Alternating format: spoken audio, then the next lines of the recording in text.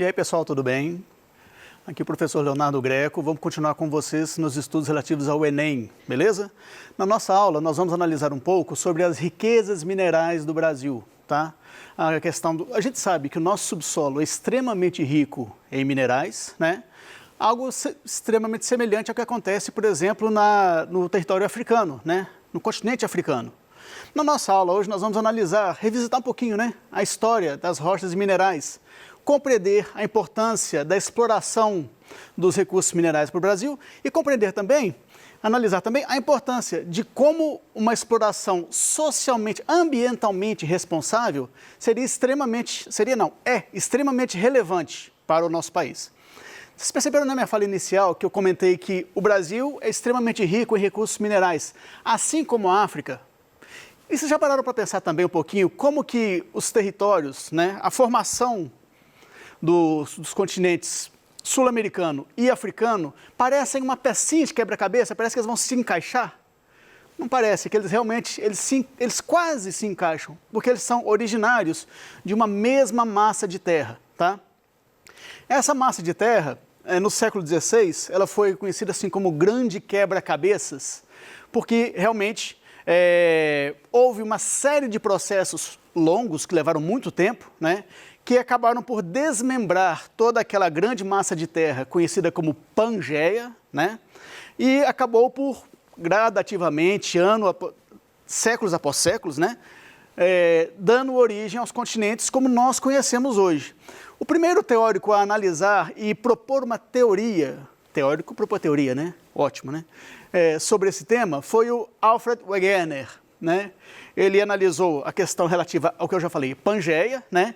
E propôs a teoria da deriva continental, segundo a qual os continentes teriam se desmembrado como se fosse uma grande massa de pizza ressecada que começasse a se quebrar, né? E aí, a partir daí, através de vários processos esses que ele não detalhou, e por isso, durante algum tempo, essa teoria caiu em descrédito, né? E até a segunda metade do século XX, quando, em 1960, vários cientistas começaram a se debruçar novamente sobre essa teoria e conseguiram resgatá-la daquele descrédito, né? E, através de uma série de análises mais detalhadas, conseguiram desenvolver essa teoria, criando outras duas, as teorias da tectônica de placas e das correntes de convecção, certo? Bom, do que nós estamos falando essencialmente, né? Internamente, as camadas do nosso planeta, elas são diferenciadas quanto à sua consistência, quanto à sua constituição, e também quanto à temperatura, né? A gente sabe, quanto mais profundo, mais quente. Então, aquela historinha que a gente aprendeu na infância, que quanto mais a gente escavasse, a gente ia cavar tanto, que ia acabar caindo no Japão. Mentira, tá? Isso é brincadeirinha, tá? Bom, as camadas do nosso planeta são compostas por crosta terrestre, manto, que se subdivide também em manto externo e manto interno, e núcleo, tá? Quanto mais próxima do núcleo, mais quente. E o que acontece? Agora a gente faz uma misturinha com a questão da química, né? E analisa um pouco as moléculas, né? A gente sabe que quanto mais quente um grupo de moléculas, eles se tornam mais ativos. E a tendência é que eles se expandam, né? E quanto mais frio, menos atividade e mais contração nessas moléculas, ok? Bom, a lógica das correntes de convecção segue essa linha, tá? Então, quanto mais próximo, imaginando que o núcleo da Terra fosse um fogareiro, né? Quanto mais próximo do núcleo, mais agitadas as moléculas que ali estão presentes, né? E quanto mais próximo da crosta terrestre, como a agitação é menor, né? Elas ficam mais compactas. Quanto mais agitadas um grupo de moléculas mais elas vão se movimentar e vão se tornar mais leves, né? E aí elas vão se direcionar para a parte superior. Ao mesmo tempo, as moléculas que estariam na parte superior, elas vão tender a descer, já que estarão mais densas. Então tragam esse aprendizado da química para a relação entre crosta, manto e núcleo. Tudo isso faz com que gere uma corrente de convecção em que o que está mais quente sobe, o que está mais frio desce. Essa agitação fica semelhante a quando você está na sua casa fazendo o seu cafezinho, você pega uma vasilha, enche de água e aquece. Você não percebe que daqui a algum tempo essa água não entra em ebulição? Faça uma pequena experiência, pegue uma tampa de plástico e coloque em cima da vasilha e espere ferver. Você vai perceber que quando estiver no processo de ebulição, essa tampa ela vai trepidar, vai fazer esse movimento, né? E isso aconteceu, segundo a teoria das correntes de convecção, e também com relação à tectônica de placas, isso aconteceu com a Pangeia. Então imaginem toda aquela massa de terra fazendo esse movimento, trepidando, né? Claro, não era uma trepidação que qualquer pessoa, qualquer animal que estivesse na superfície pudesse sentir facilmente. Mas uma trepidação, ainda que discreta, durante séculos acontecendo, acabou, né, por promover um desmembramento dessa grande camada de terra, né? Inicialmente foi desmembrada em 2 pedaços, né? A conhecida Laurásia e Gondwana, né? E depois, gradativamente, esses pedaços de terra foram continuando a se desmembrar, até que deram origem à configuração do mapa mundi como nós conhecemos. O processo está concluído? Não. Mas é um processo que, para nós, é imperceptível. Então, só daqui a também vários séculos, milhares de anos, novas percepções vão ser evidentes, tá? Bom, agora voltando um pouquinho para a questão Brasil, né? A questão dos recursos minerais. Recursos minerais esses que vão estar presentes apenas na camada da crosta terrestre, beleza? O nosso país tem como característica predominante uma estrutura geológica composta por escudos cristalinos e bacias sedimentares. É um dos maiores produtores de minério de ferro do mundo, né? Desses minérios, os principais que se destacam, bauxita, cobre, cromo, ouro, estanho, níquel, manganês, zinco, potássio e nióbio. Nióbio seria a bola da vez, né? o mais falado, devido ao seu grande valor comercial, né? Os principais pontos de mineração do Brasil, a gente tem em Minas Gerais o chamado quadrilátero ferrífero, tá? Vocês vão ver que o quadrilátero, 4 lados, mas são várias cidades que compõem esse espaço, tá? Santa Bárbara, Sabará, Nova Lima, Congonhas, Mariana e Ouro Preto, aonde há predomínio de ouro, prata e ferro, né? No sudoeste do Pará, a Serra de Carajás é pródiga na produção, na extração, né? De bauxita, ferro, tungstênio, ouro, prata, níquel, manganês, cromo, cobre, zinco e estanho. Nada estranho, tá? Estanho. Vamos lá. No Mato Grosso do Sul, a gente tem o maciço do Urucum, né? Com os seguintes minerais: manganês, ferro, bauxita e cassiterita. Um dos grandes problemas do maciço do Urucum é a sua localização. Por estar numa região mais afastada dos grandes centros e onde a infraestrutura não é tão eficiente assim, você tem grandes problemas, principalmente com relação ao transporte. Então, os produtos ali extraídos, eles têm um custo de transporte que é bastante acentuado, né? E isso aí torna, não que inviabilize a exploração, mas torna ela um pouco mais onerosa, mais cara, né?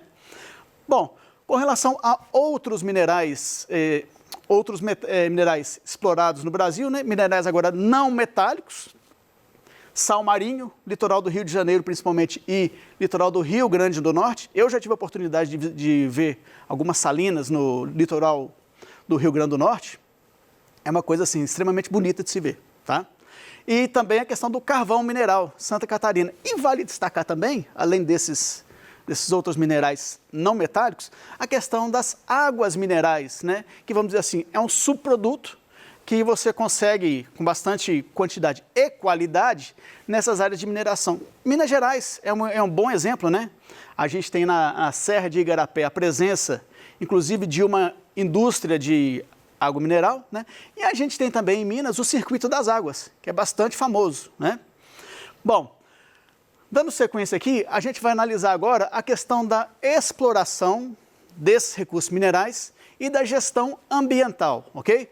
Quais são os grandes problemas dessa exploração? Primeiro, a atividade mais primária, mais, entre aspas, básica, o garimpo, né? Quanto mais intensa a atividade do garimpo, mais essa atividade vai degradar o meio ambiente. Por quê? Por exemplo, uma das técnicas que se utiliza é a adição de mercúrio na água para se poder fazer uma melhor análise do minério, para se fazer uma limpeza, né? E uma separação de realmente aquele mineral que tem valor e o descarte, né?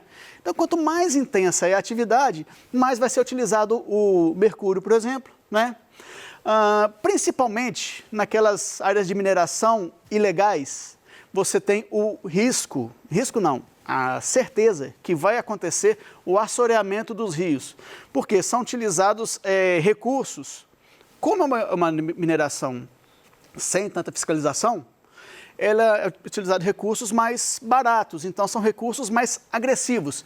E o assoreamento dos rios? Os rios vão perder um pouco da sua profundidade, o leito dos rios vai se elevar. E isso vai comprometer a saúde desses rios, né? A contaminação dos rios, já falei aqui com a questão do mercúrio utilizado. Esse mercúrio ele vai ser descartado de forma irregular, sem cuidado, e acaba também contaminando as águas. E ao contaminar a água, ele não vai contaminar só o rio, ele vai contaminar também a beira dos rios, então as matas ciliares vão ser contaminadas, né? Animais não vão consumir aquela água, eles também, dependendo do grau de contaminação da água, vão sofrer os reflexos também de terem consumido essa água contaminada.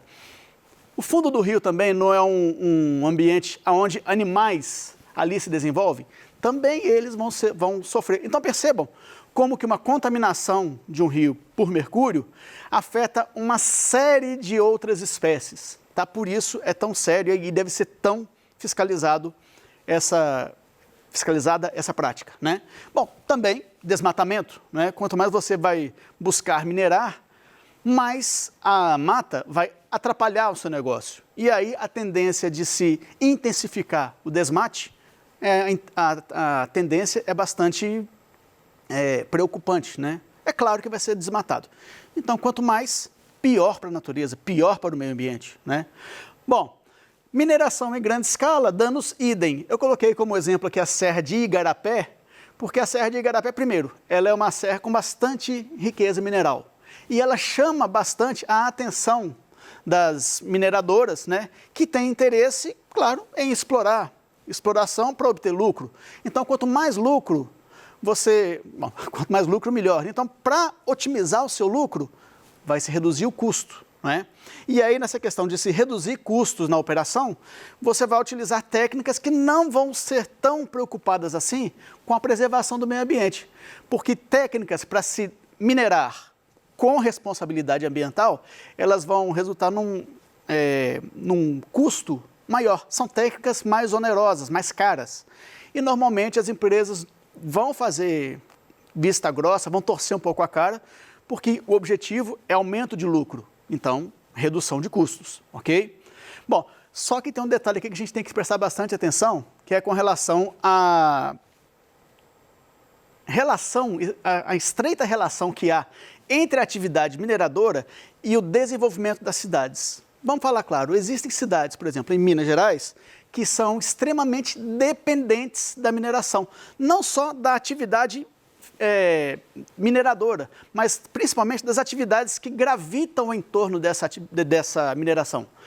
Exemplo, se você vai instalar uma empresa mineradora na sua cidade, o sucesso daquela atividade de mineração vai fazer com que vários outros serviços sejam criados e se desenvolvam em torno daquela atividade. Então, por exemplo, a empresa mineradora, ela não vai utilizar funcionários só dela, ela vai contratar empresas terceirizadas, né? Toda atividade de mineração vai exigir uma infraestrutura. Então, vai acontecer vão surgir empresas, melhor dizendo, que vão cuidar do transporte dos funcionários, que vão cuidar do alojamento desses funcionários, da alimentação, da segurança no trabalho, né? Então, existe toda uma logística diretamente ligada àquela atividade. E outra coisa, a cidade onde a mineração é instalada, a atividade mineradora é instalada, vai ver o seu comércio, os seus serviços, por exemplo, a educação, né? Então, o surgimento de escolas, quer dizer, todo o movimento social, socioeconômico daquela cidade vai ser potencializado pelo surgimento daquela empresa, né? E, do mesmo modo, se aquela empresa, por qualquer motivo, ela se desligue, ela encerre suas atividades e saia daquela cidade, aquela cidade vai entrar numa situação de extrema dificuldade. Primeira coisa, vai ser uma queda tão brusca na quantidade de empregos que vai gerar um gravíssimo problema social para aquela cidade. E, normalmente, são cidades que não têm um plano B já pensado. Então, não se cogita a possibilidade de uma empresa sair rapidamente, né? Então, isso gera um grande problema para as empresas, né? O desafio dessas empresas de mineração são vários desafios das empresas e dos governos, sejam os governos municipais, estaduais e também governo federal, né?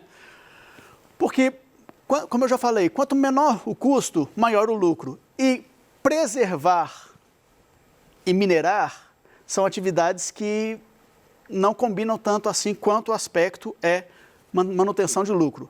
Para minerar preservando, você vai aumentar seu gasto. Então, empresas, elas devem ser, então, condicionadas, obrigadas a reestruturar o meio ambiente.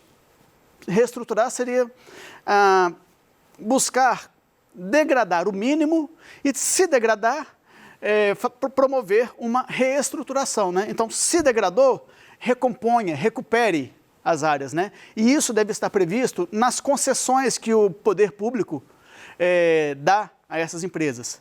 Recuperação de nascentes, reflorestamento e principalmente planos de descarte de rejeitos. Então, se você estragou, conserte. Estrague o mínimo, mas se estragar, conserte, né? Bom, isso infelizmente não tem sido observado nas últimas décadas no nosso país e no nosso estado, né?